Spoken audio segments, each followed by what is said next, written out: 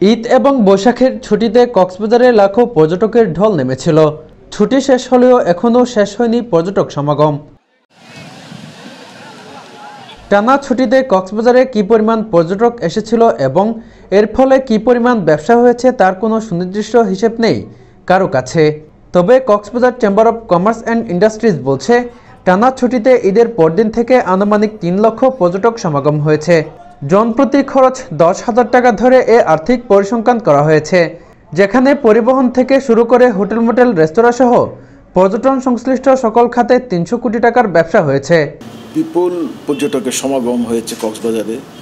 যদিও আমাদের কোনো এই ধরনের কোনো ডাটাবেস নেই যে কী পরিমাণ পর্যটক কক্সবাজারে এসছে, তারপরও বিভিন্ন সূত্র থেকে আমরা যতটুকু জেনেছি প্রায় ৩ লক্ষের মতো পর্যটকের সমাগম হয়েছে। কেউ দিনে এসে দিনে চলে গেছে, কেউ আবার এখানে রাত্রি যাপনও করেছে। যেহেতু কক্সবাজার এখন যোগাযোগ ব্যবস্থা খুবই ভালো এবং ট্রেনেও কিন্তু প্রচুর আসছিল, ফলশ্রুতিতে যেটা আমরা লক্ষ্য করেছি যে যারা প্রত্যক্ষ পরোক্ষভাবে পর্যটন শিল্পের সাথে সম্পৃক্ত, এখানে টমটম চালক থেকে বাস থেকে আরম্ভ করে হোটেল রেস্টুরেন্ট সবাই মিলে প্রায় ৩০০ কোটি টাকার মতো একটা টার্ন ওভার হয়েছে।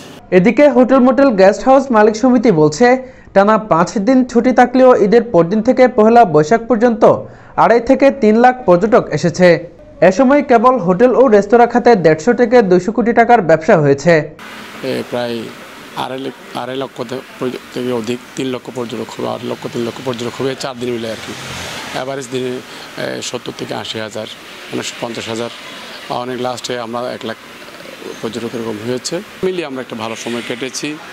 এই আমাদের যে হোটেলগুলো আছে এখানে আমরা মিলিয়ে যে সকল সেক্টর মিলিয়ে আমরা হিসাব করতে পারি ১৫০ থেকে ২০০ কোটি টাকার আমাদের টার্নওভার হয়েছে।